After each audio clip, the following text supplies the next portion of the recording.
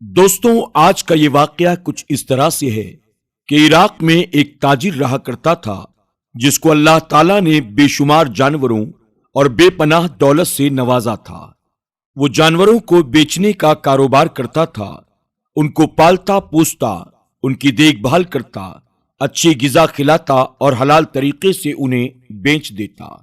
اسی وجہ سے اسے ایک جگہ سے دوسری جگہ جانا پڑتا تھا۔ ایک بار ایسا ہوا کہ اس نے اپنی بکریوں کو دوسرے شہر جا کر بیچنے کا فیصلہ کیا۔ اس نے اپنے بیٹے سے کہا، میں یہ بکریاں بیچنے کے لیے جا رہا ہوں۔ بیٹے نے کہا، ہم آپ کے ساتھ چلنا چاہتے ہیں ابا جان۔ تو تاجر کہنے لگا، نہیں، اس بار نہیں۔ اس کے بعد تاجر اچھی نیت کے ساتھ اپنی بکریوں کو لے کر حلب شہر کی طرف روانہ ہو گیا۔ وہ تاجر اس جگہ پر پہنچ چکا تھا۔ کچھ دن وہ وہیں رکا۔ وہاں پر مویشیوں کا ایک بہت بڑا بازار لگتا تھا۔ اس نے اپنی بکریاں بیچی اور بہت ساری رقم کما کر واپس اپنے شہر کی طرف روانہ ہو گیا۔ ابھی وہ راستے میں ہی تھا کہ ایک ڈاکو جو اس جگہ کا مشہور ڈاکو تھا، اس نے اس کو دیکھ لیا اور وہ سمجھ گیا کہ تاجر کے پاس بہت زیادہ رقم ہے، یعنی بہت زیادہ روپے پیسے ہیں۔ اس نے سوچ لیا کہ میں اسے لوٹ لوں گا۔ وہ ڈاکو لگاتار اس تاجر کا پیچھا کرنے لگا۔ جب تاجر راستے میں ایک ویران جگہ پر ایک درخت کے نیچے کچھ دیر آرام کرنے کے لیے رکا تو اس ڈاکو نے تاجر پر حملہ کر دیا۔ اس کی گردن پر اپنا خنجر رکھا اور کہنے لگا، جو کچھ بھی تمہارے پاس ہے نکال کر چپ چاپ میرے حوالے کر دو۔ اس نیک انسان نے ادھر ادھر دیکھا اور شور مچایا کہ کوئی شاید اس کو بچا لے، مگر اس ویران جگہ پر اس کی آواز کو سننے والا کوئی انسان موجود نہیں تھا۔ اس نے خاموشی سے اپنا سارا مال ڈاکو کے حوالے کر دیا اور کہا، اب تو مجھے جانے دو۔ لیکن ڈاکو کی نیت بدل چکی تھی۔ اس نے کہا، نہیں، میں تجھے مار ڈالوں گا۔ تاجر نے کہا، تم نے میرا تمام مال لے لیا، اب تمہیں میری جان سے کیا غرض ہے؟ میرے چھوٹے چھوٹے بچے ہیں، مجھے قتل نہ کرو۔ مگر ڈاکو کے سر خون سوار تھا۔ تاجر نے اس کی منت سماجت کی، مگر ڈاکو نے اس کی کوئی پرواہ نہ کی اور اس کو قتل کرنے لگا۔ تاجر نے دائیں بائیں دیکھا کہ اس کی کوئی مدد کر دے، مگر وہاں کوئی انسان موجود نہیں تھا۔ اچانک اس کی نظر اوپر درخت پر گئی جس کے نیچے وہ آرام کر رہا تھا۔ اس نے وہاں پر دیکھا دو کبوتر بیٹھے ہیں اور اس کی طرف دیکھ رہے ہیں۔ اس نے ان کبوتروں کی طرف دیکھ کر کچھ کہنا چاہا، لیکن ڈاکو خنجر سے اس پر حملہ کرنے لگا۔ اچانک اس نے بڑی مشکل سے ان کبوتروں کو مخاطب کیا اور کہا، اے کبوتروں، گواہ رہنا کہ مجھے اس نے بے رحمی سے مارا ہے۔ میرے حلال کمائے ہوئے مال کو اس نے چھین لیا۔ تم گواہ رہنا اور میرے بچوں کو میرے بارے میں بتا دینا۔ ڈاکو اسے قتل کر چکا تھا۔ اس کے آخری الفاظ مزاقیہ انداز میں دہرانے لگا، اے کبوتروں، گواہ رہنا، گواہ رہنا۔ یہ کبوتر بے زبان تیری کیا گواہی دیں گے؟ اب ڈاکو اس انسان کو مار کر اپنے راستے پر آ چکا تھا۔ راستے میں بھی وہی الفاظ دہراتا رہا کہ بے زبان پرندے اس کی کیا گواہی دیں گے؟ ایسا نہیں ہو سکتا، انہیں کیا معلوم کہ میں کون ہوں۔ ادھر اس نیک انسان کے گھر والے اس کے آنے کا انتظار کر رہے تھے۔ دن گزرتے رہے لیکن اس کی کوئی خبر نہ ملی۔ چنانچہ اس کا بڑا بیٹا اپنے والد کی تلاش میں اسی حلب شہر آیا۔ وہاں اس کو بتایا گیا کہ فلاں تاریخ کو تمہارا باپ یہاں آیا تھا، اس جگہ وہ رکا تھا اور فلاں کے ہاتھ اس نے اپنی بکریوں کو بیچا تھا اور اتنی رقم وصول کی تھی جو کہ بہت زیادہ تھی۔ اور چند دنوں کے بعد حلب سے کچھ دور فاصلے پر ویرانے میں کسی نامعلوم شخص نے اسے خنجر سے مار دیا اور ساری رقم چھین کر بھاگ گیا۔ تمہارے والد کو اسی شہر کے قبرستان میں دفنا دیا گیا ہے۔ یہ سن کر بیٹا بہت رویا، بہت غم زدہ ہوا۔ وہ بیٹا اپنے باپ سے بہت محبت کرنے والا تھا۔ وہ شہر کے حاکم کے پاس گیا اور کہا کہ یہ کیسے ہو گیا؟ میرا باپ تو یہاں پر کاروبار کے سلسلے میں آیا تھا، बकरियों को बेचता था और उसके पास जो रकम थी वो रकम भी ना मिल सकी। रकम का गम नहीं, लेकिन मेरे बाप के जाने का बहुत गम है। ऐसे कैसे आपके शहर में कोई अजनबी आता है और किसी को मार कर चला जाता है? क्या आपके पास उसे पकड़ने वाला कोई नहीं? शहर के हाकिम ने उसकी बात न सुनी। वो रो रो कर वहां से काजी के पास पहुंचा। काजी ने भी उसकी कोई मदद न की। इसके बाद वो अपने वालिद के उन दोस्तों के पास गया जिनके हाथों उसने अपनी बकरियों को बेचा था। उसके दोस्त कहने लगे, ये बात तो सच है, उसने रकम जमा की और रकम लेकर अकेले निकल गया, लेकिन बताओ कौन गवाही देगा, क्योंकि वो तो तन्हा था, उसके साथ कोई भी नहीं था। शायद अगर वो किसी के साथ भी होता तो उसे भी मार दिया जाता। बड़ी बेदर्दी से उस कातिल ने उसको कत्ल किया है और वहां से जा चुका है। हम उसे नहीं ढूंढ सकते। कातिल ने कोई निशान तक नहीं छोड़ा। इसके बाद ताजिर का बेटा मायूस होकर वापस अपने शहर आ गया। घर आकर वो सोच रहा था कि किस तरह से ये सारी बात मैं अपनी माँ को बताऊं, लेकिन माँ को बताना भी जरूरी था। उसने कहा, माँ, बाबा को इस तरह किसी ने मार दिया है। वो कौन अजनबी था हम नहीं जानते। पैसे भी लेकर वो भाग गया और बाप को उसने खत्म भी कर दिया। मैं उस कब्रिस्तान से होकर आ रहा हूं जहां पर उनको दफन किया गया है। माँ ने ये खबर सुनी तो वो बेहोश हो गई। माँ को होश तो आ गया था, लेकिन काफी वक्त गुजर जाने के बाद भी कातिल का कोई पता न चल सका। वो बेटा सोचता है कि किस तरह मैं अपने बाप को इंसाफ दिलाऊंगा।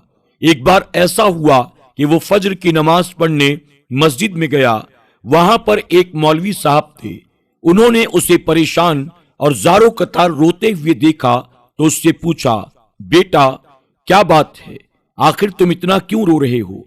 उसने तमाम वाकया मौलवी साहब को सुना दिया कि मेरे नेक बाप को किसी ने मार डाला है। मैं यतीम हो गया हूं।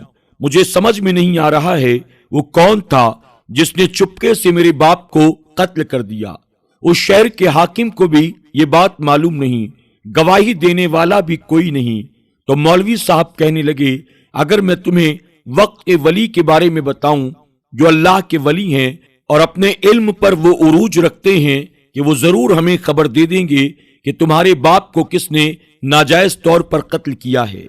ये सुनकर बेटा बहुत खुश हुआ। उसने कहा, क्या आप मुझे उनसे मिला सकते हैं? मौलवी साहब के साथ वो उस अल्लाह के वली के पास पहुंचा। अल्लाह के वली उस वक्त इबादत में मसरूफ थे। बेटा चुपके चुपके रोए जा रहा था। अल्लाह के वली ने अपनी इबादत से फारिग होकर कहा, बेटा गम न करो, इंशाअल्लाह गवाही वो देंगे तुम्हारे बाप के कत्ल की जिनके बारे में उस अजनबी को भी गुमान नहीं था। तुम देख लेना, अल्लाह ताला की रस्सी जब खिंचती है तो बड़े से बड़े मुजरिम अपनी गर्दन को नहीं बचा सकते हैं। तुम देख लेना, वो पकड़ा जाएगा और अपने मुंह से खुद उगलेगा। अब यहां पर आप डाकू के बारे में सुनिए। वो डाकू ये भूला नहीं था कि उसने नेक ताजिर को कत्ल किया था। जब भी वो किसी कबूतरों के जोड़े को देखता तो उसे उस नेक ताजिर के अल्फाज याद आ जाते थे, ए कबूतरों गवाह रहना। वो फिर से हंसता और कहता, कितना बेवकूफ था ना, बेजबान कबूतरों को गवाह बना गया। अरे मुझे कौन पकड़ेगा? आज मैं शहर का अमीर तरीन आदमी हूँ, मेरे बराबर कोई नहीं आ सकता है। एक मर्तबा उसके किसी करीबी रिश्तेदार के यहाँ तकरीब थी। वो खुद भी अमीर था और उसका रिश्तेदार भी बहुत पैसे वाला था। वहां पर बहुत से नामी गिरामी लोग मौजूद थे। वहां पर तरह तरह के खाने चुने गए। उस कातिल के सामने भी एक बड़ा सा थाल रखा गया। जब उसने थाल से ढक्कन हटाया तो सामने दो बड़े कबूतर भुने हुए पड़े थे। उस आदमी ने एक लंबी सांस ली और उसकी आंखों के सामने एक दरख्त, उसके ऊपर बैठे हुए कबूतर का एक जोड़ा और एक लाश घूम गई। उसके कानों में उस नेक ताजिर के अल्फाज गूंज रहे थे, ए कबूतरों गवाह रहना। और फिर उसने ना चाहते हुए भी एक जोरदार कहकहा लगाया। जोर जोर से वो हंस रहा था और लोग उसे पागल समझने लगे।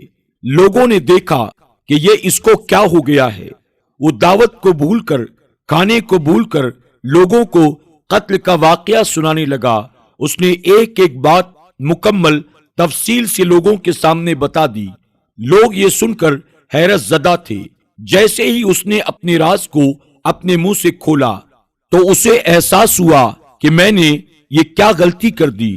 برسوں سے جس بات کو لوگ بھول چکے تھے اور لوگوں کو پتا ہی نہیں تھا کہ میں نے اس تاجر کا قتل کیا تھا اور مقدمہ بند ہو چکا تھا، یہاں تک کہ قاضی نے بھی اپنا ہاتھ ہٹا لیا تھا۔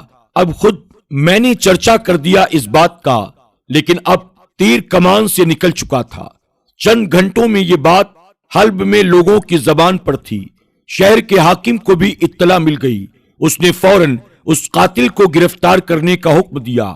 اس دعوت میں شریک لوگوں کو گواہی کے لیے طلب کیا گیا۔ انہوں نے اپنے اپنے بیان دیے۔ مجرم کو بلوا کر گواہوں کے بیان سامنے رکھے گئے۔ اس کے پاس اعتراف کے سوا اور کوئی چارہ نہ تھا، جس نے خود اپنے منہ سے اگلا تھا۔ ظاہر سی بات ہے، اب وہ کیسے یہ کہہ سکتا تھا کہ میں نے یہ نہیں کہا ہے۔ قاضی نے مجرم کو پھانسی کی سزا سنا دی۔ پھانسی سے ایک دن پہلے مجرم سے اس کی بیوی نے الوداعی ملاقات کی اور اس سے پوچھا، جب اتنے سالوں سے تمہارے اس جرم کے بارے میں لوگوں کو پتا نہیں تھا، میں بھی نہیں جانتی تھی، تو پھر کیسے تم نے اس راز کو فاش کر دیا؟ اس نے جواب دیا، مجھے نہیں پتا، مجھے ایسا لگا کہ ایک بزرگ ہستی میرے سامنے ہیں۔ ان کا چہرہ بہت نورانی تھا۔ وہ میرے سامنے آئے اور انہوں نے نہ جانے کیا پڑھ کر میرے منہ پر دم کیا۔ میں اسی وقت بولنے لگا۔ میں نے وہ سب بولا جس کو نہ کہنے کی میں نے قسم کھائی تھی۔ اگلے دن صبح سویرے اس کی پھانسی کے منظر کو دیکھنے کے لیے بے شمار لوگ جمع تھے۔ ان میں اس نیک تاجر کا بیٹا بھی تھا۔ اسے معلوم ہو گیا تھا کہ قاتل گرفتار ہو چکا ہے، اسے پکڑا جا چکا ہے۔ وقت کے ولی نے جو کہا تھا وہ بات سچ ثابت ہو چکی تھی، لیکن ابھی ایک حیرت زدہ منظر دیکھنا باقی تھا۔ جب اس کی گردن میں رسی ڈال دی گئی، اس نے کہا، لوگوں، میری زبان سے وہ الفاظ نہیں نکلے تھے، بلکہ وہ کبوتروں کی زبان سے نکلے تھے۔ وہ دو کبوتر جو اس درخت پر موجود تھے، جو مجھے مارتے ہوئے دیکھ رہے تھے، اور وہی دعوت کے روز میرے سامنے تھال میں پڑے تھے، لیکن مجھے نہیں پتا وہی کہہ رہے تھے۔ میرے منہ سے بس ان کے الفاظ کی ادائیگی ہو رہی تھی۔ لوگ اس کو سمجھ رہے تھے کہ اس کا ذہنی توازن بگڑ چکا ہے، یعنی اب یہ پاگل ہو چکا ہے۔ جب جلاد نے رسی کھینچ دی، لوگوں نے ایک مجرم کو اس کی سزا پاتے ہوئے دیکھ لیا اور سب نے سکون کی سانس لی۔ پھر اچانک ہی لوگ بے اختیار نعرے تکبیر، اللہ اکبر کی آواز بلند کرنے لگے۔ یا اللہ، تو چاہے تو بے زبان کو بھی زبان دے دے۔ اسی وقت لوگوں نے دو کبوتروں کو دیکھا جو قاتل کے سر پر بغیر کسی حرکت کے بیٹھے تھے۔ تمام لوگوں نے کہا، ہم نے گواہی دی، ان دو کبوتروں نے گواہی دے دی۔ اور پھر یہی نہیں ہوا کہ مجرم کو اپنی سزا مل گئی، بلکہ بکریوں سے حاصل ہونے والی وہ رقم جو اس نیک تاجر انسان کی تھی، اس کے بیٹے کو دلوائی گئی۔ سبحان اللہ! بے شک انسان اگر نیک کام کرتا ہے تو اللہ تعالی گواہی بے زبانوں سے بھی دلوا دیتا ہے۔ ہمیں یقین ہونا چاہیے اس بات کا کہ ہماری مدد کے لیے ہمارا رب کافی ہے۔ دوستوں، امید کرتے ہیں کہ آج کی ہماری یہ ویڈیو آپ کو ضرور پسند آئی ہوگی۔ اس ویڈیو کے بارے میں آپ کی کیا رائے ہے، کمنٹ باکس میں جا کر ضرور کمنٹ کریں، اور آج کی اس ویڈیو کو اپنے دوست احباب کے ساتھ شیئر بھی ضرور کرتے رہیں۔ انشاءاللہ ایک نئی کہانی کے ساتھ پھر بہت جلد آپ کی خدمت میں حاضر ہوں گے۔ تب تک کے لیے ہمیں اجازت دیں۔ اللہ سب کو ڈھیروں خوشیاں عطا فرمائے۔ اللہ حافظ۔